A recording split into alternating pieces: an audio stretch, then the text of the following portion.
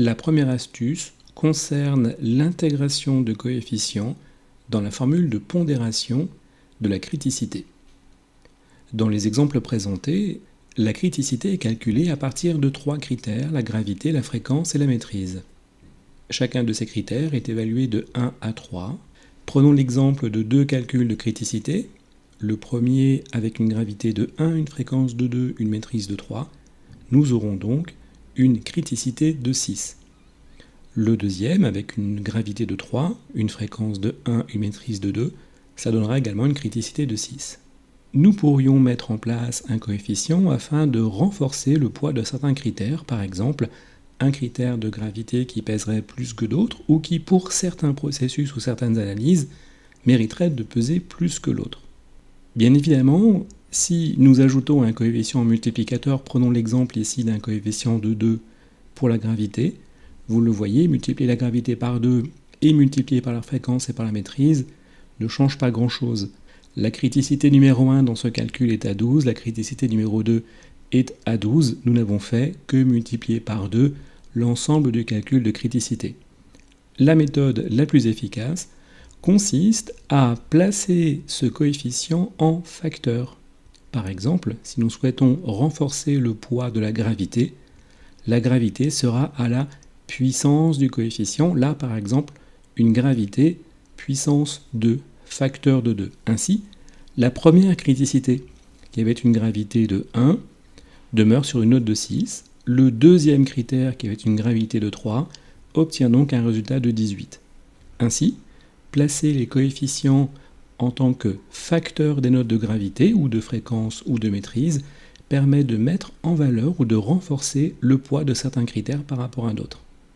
Une dernière astuce, si vous utilisez Excel en tant que support de votre évaluation, pour calculer la valeur d'une cellule A1 à la puissance exprimée dans une cellule B2, le calcul s'exprimera de cette manière-là, égale A1 facteur B2.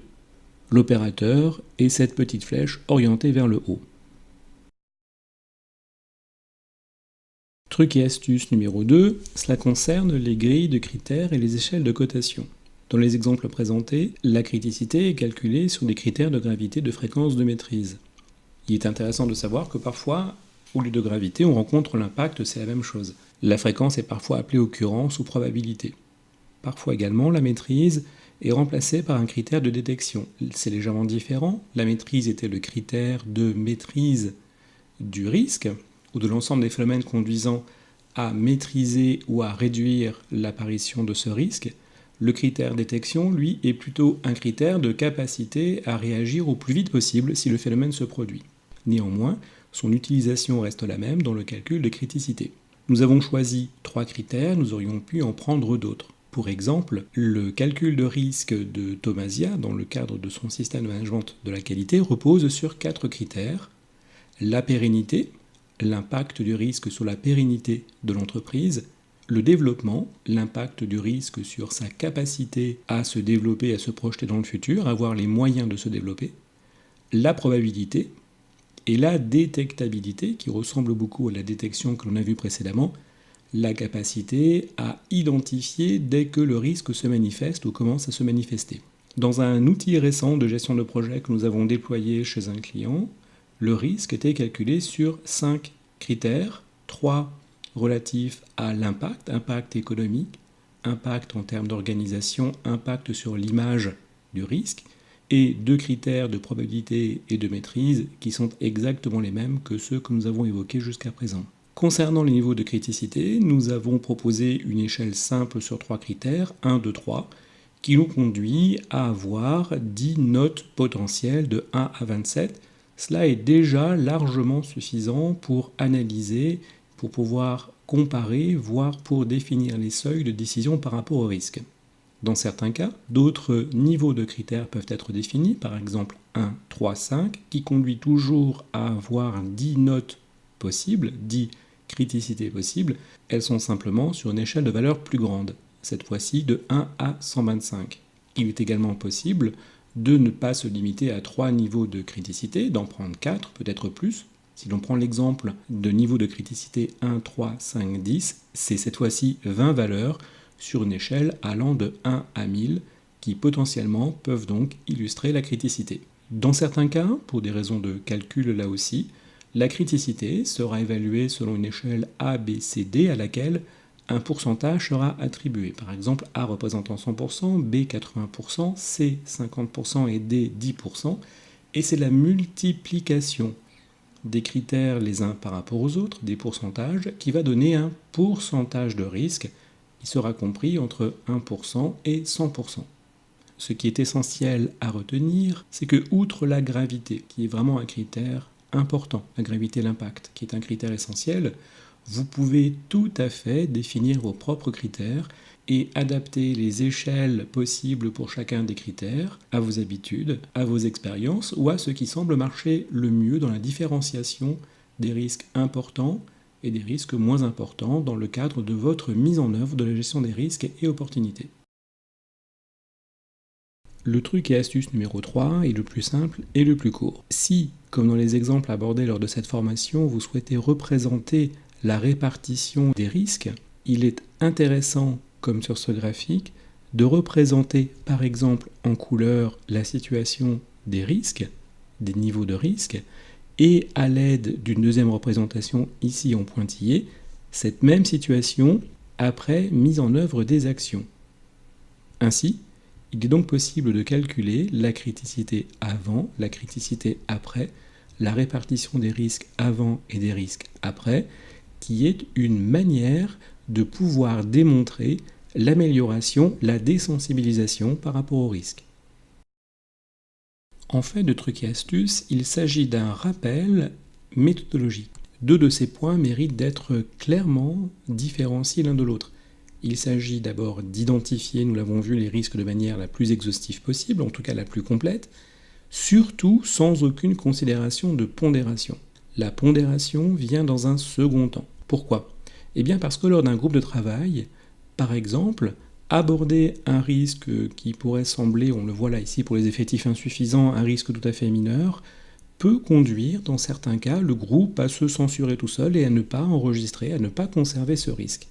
Cela peut également être le cas d'un risque important où de la même manière le groupe de travail pourrait se censurer en se disant non, c'est un phénomène que l'on rencontre déjà, a priori on n'a jamais réussi à maîtriser ce point-là, il n'est pas nécessaire de nous encombrer avec ce risque. Il est donc important au moment de l'identification de se détacher de la notion de pondération. La pondération viendra dans un second temps, c'est plus tard, c'est une autre étape de l'analyse de risque. Le cinquième truc et astuce concerne les thématiques permettant d'identifier des risques. En effet, nous avons abordé plusieurs exemples, nous avons abordé plusieurs pistes de recherche de risques, en rappelant que l'une des plus efficaces reste celle liée aux activités des processus. Néanmoins, les principales bonnes questions à se poser sont: avons-nous des risques sur la qualité et la conformité de la prestation, du produit ? Avons-nous des risques sur la satisfaction du client, des clients ? Ils peuvent venir d'ailleurs du premier risque. Avons-nous des risques sur la réponse aux attentes des parties intéressées ? Des risques sur la performance, le fonctionnement des processus, voire de l'organisation même ? Des risques sur la pérennité de l'organisme, au travers d'impacts économiques, d'image, d'organisation, d'autres impacts encore ? Un risque lié au contexte économique ou à son évolution.